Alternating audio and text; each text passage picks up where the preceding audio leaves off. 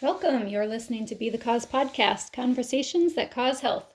I am your host, Amanda Plevel, and today we're going to talk about a couple different cases which are by no means anomaly types of cases for us.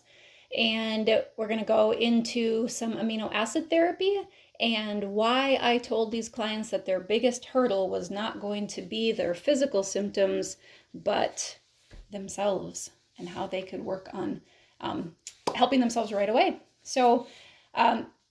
But like I said, the couple of clients that I wanted to talk about today just kind of triggered this talk, and they are by no means standalone clients. People will typically come and they've got, by this point, just layers and layers, a multitude of symptoms that just seem to be progressively getting worse, and a symptom list that just keeps adding on and on. And so there's multiple things we can tackle. For example, one client, a female, came with multiple chemical sensitivity, mast cell syndrome, allergies, asthma, extreme sensitivities to light and sound, and a generalized weakened immune system. And so there was a ton of things we could have just grabbed off the shelf and helped her, relieve her symptoms. But that's not the way we do things. That's not what my scope is when I'm working with people. So whenever I first start working with a new client, I don't want to hurry them out the door. I don't want to pile them up with supplements. To me, that's no different than just, putting a Band-Aid on the symptom. And a doctor can treat an illness, and our goal really is to work on addressing the underlying causes of that illness. So great, you can be covered and watched over by your primary care provider, and we can be helping you look at what are the underlying causative factors that are contributing to that. So for sure, there's definitely plenty of symptoms, lots of system things that we could be working on with these cases, and definitely we are doing that to help address all of the physical stuff that's going on.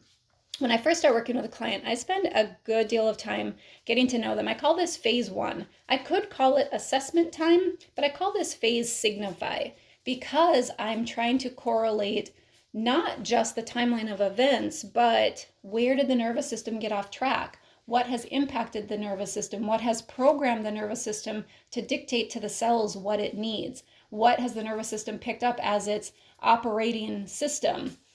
If it's going to stay in a fight or flight, if it's going to be working out of the dorsal vagal, the ventral vagal. Those are all terms that you can listen to the other podcasts about. I go extensively into those. But of course, I was looking for the same kinds of things when I was working with these particular clients. And so I call this the signify period because we're really looking for not just assessing what's going on, but what is significant about this person?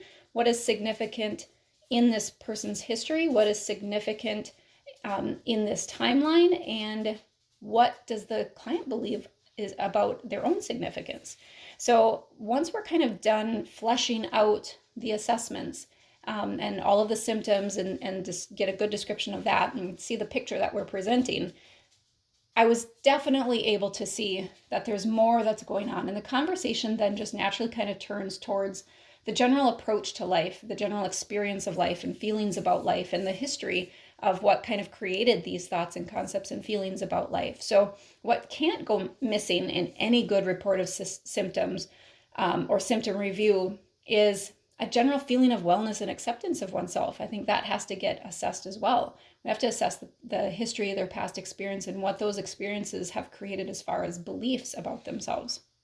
And what was evident in not only these two cases, but very similar cases that I've seen a multitude of times is that there is a underlying, perhaps even generational trauma and resulting concepts that happen. In these particular cases, the roots of these concepts were things like, I'm not good enough, nobody loves me, I'm not worthy. And the resulting illness that is part of the factorization in this is it just goes to repeat those concepts, because everything somebody does then that doesn't help you in your illness just kind of reiterates these same concepts. So interestingly, they both have had counseling, but 3 major factors are missed as far as I'm concerned. 1, the body has an altered need for not just nutrition, but trauma-specific nutrients. There is an altered need for trauma specific, trauma supportive nutrients. So when you're doing those intake forms, there's very specific reasons why I ask the questions on my intake forms. For example, I have you do a scale on your stress panel, and if you're above a certain number on that scale, I'm automatically looking for signs of malabsorption, improper digestion. And if that's the case, we're looking then at your nutrition analysis a totally different view, because I'm now wanting to see if you're having sufficient intake of the types of nutrients that are going to support that level of stress going on in your body. So it could be internal stressors, it could be external stressors, it could be the stressors that you emotionally feel, but it also could be the internal stressors that are going on in your body. And I want to make sure that you have the right amount and the right kinds of energy to be able to support that. Nutrition makes the chemistry that makes the mood and the matter, which is your body. And so in this case, time is inconsequential because the nervous system doesn't recognize a timeline. If you're feeling something now, it doesn't matter that the start of that feeling was something that happened 5 years ago. It dictated to the nervous system what was going to happen from this point on. And if we don't properly have that resilience factor built in, we haven't been trained into that, then the timeline isn't going to matter. The nervous system won't care that it was 5 years ago. It won't even know that it was 5 years ago because it's happening right now. So we have to act as if that the trauma, the issue, the emotion, the multitudes of emotions possibly from many, many, many episodes and experiences, we have to act as if they're happening right now. Missed factor number 2, the past is not separate from the physical symptoms of today.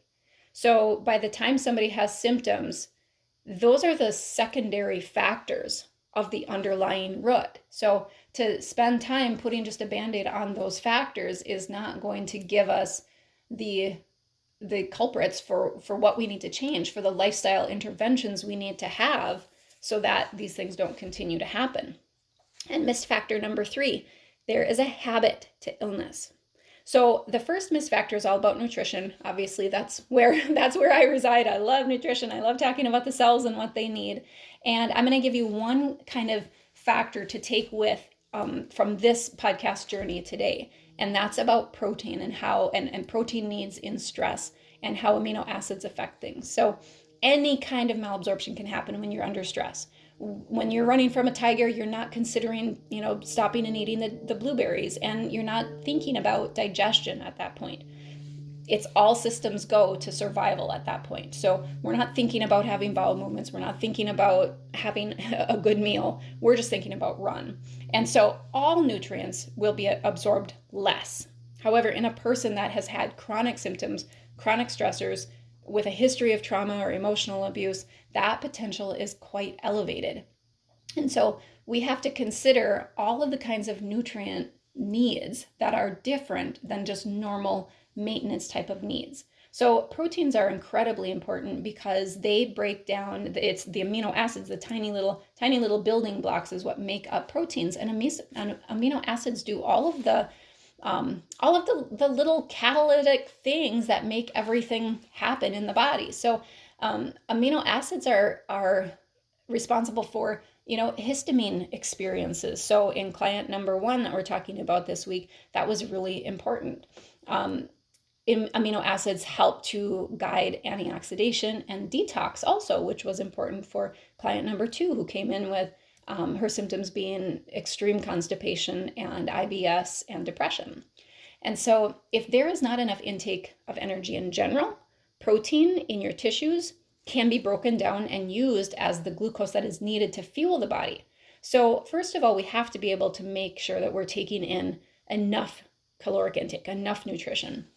And then the second kind of key point to this is, did you know that if a single amino acid is not present in the gut, if we don't have all of the essential amino acids present, when we take in protein can't be synthesized. It's like you took in the protein, you did all the work of digesting it, but it can't be synthesized because we didn't have all of the parts. So it's really important to make sure that we're having the amino acids and we're having the conversions that we're needing from that protein.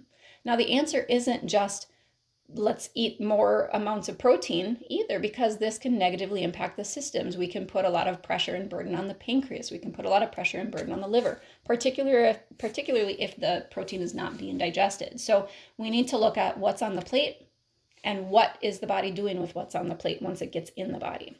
So proteins and amino acids end up being incredibly important.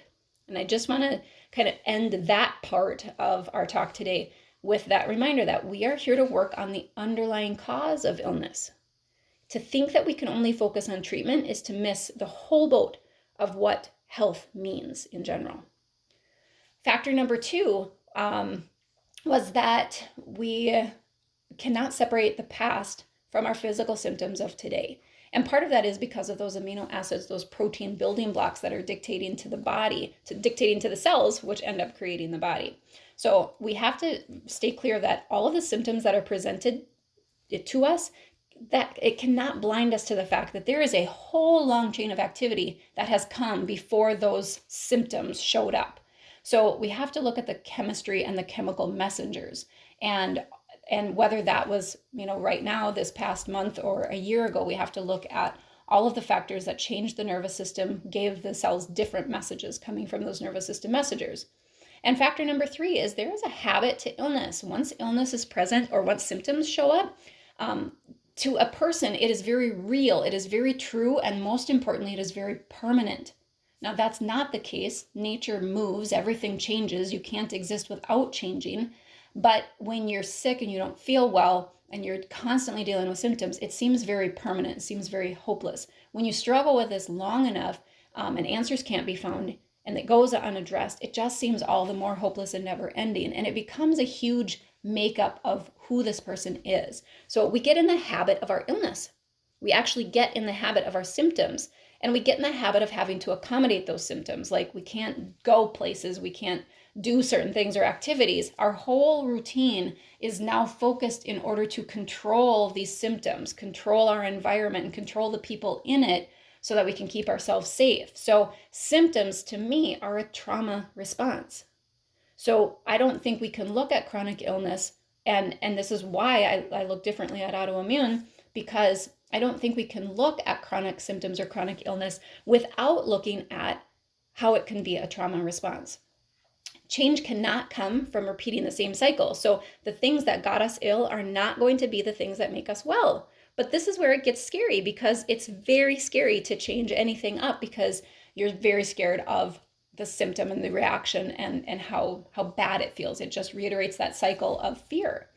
And that this is why a big part of why I tell people the biggest hurdle is not going to be the physical symptoms. There is evidence all over the place. There are articles, there's infographics. I mean, there's just information everywhere for, here's symptom A, here's the supplement, herb, or medicine for symptom A. Here's the one for symptom B. Here's the one for symptom C. But if it was that easy, everybody would be healed from the same bottle. And that's not the case. And so spending some time in a world where you can imagine being healed as a part of your healing process is absolutely important. You have to understand that you are constantly changing. How you are changing is up to you. If we want to change by doing the same things and we see a progression of things getting worse, or if we want to change by giving new information to the body, to the cells, and see things progressively getting better, and it's not going to happen overnight. It takes 10 months to build a baby. We have to allow our tissue, we have to allow the inflammation to release, and we have to allow time for those tissues to change. So this relates to a very primary premise that I have employed in our clinic, and it's that a person needs to believe that they're capable in order to heal. They have to believe that change is possible. And here's the thing, change is inevitable. You're going to change one way or the other, like I said. You just get to help decide which direction you're going to put your efforts. And so we teach them skills, and when we teach our people how to practice these habits, but the willingness is all yours. Getting off that hamster wheel can be a difficult one. There's fear there. And that leads us back to my core essential primary premise at the clinic. The body cannot heal in a state of fear. So we come full circle and have to address again, where did the nervous system get off track? How can we live more from an adaptive, resilient state, and how do we train ourselves to do that? So when we work in a very therapeutic way. It is why we promote programs and why we would love to help you get set up on a program of your own. So I'm going to put a link to that program building button that you can click and get started on helping yourself get off that hamster wheel. So I'm going to end today with some affirmations, some positive suggestions for you. So just a quick deep breath and release. And as you're releasing that deep breath and as you're releasing the tight muscles that go along with that, and as you release the chaos and the fear and the tension, we're going to release at the same time everything that you don't need. We're going to release the idea of illness. We're going to release the idea of fear, release the idea of needing to protect, because nothing in this world is going to protect you. And instead, we're going to give positive affirmation that you are safe, you are loved, and you are always protected. You are in a world that loves you. You are in a world full of change, and change can be a good thing. Change is a necessary thing. It's how everything grows. I'm giving you the positive suggestion that your body is changing as well in all positive ways, that there is never a non-answer to your suffering. There is always a reason that the body is acting as it does, and we are going to release and let go the idea of needing to control that, and instead open to understanding of what the body is doing in our favor, even when it doesn't feel like it's in our favor. I'm going to give you the positive suggestion that you can, you are capable, you are worth it, you are loved. Thank you for joining the conversation. I encourage you to keep having conversations of your own and go on out there and cause health in your world.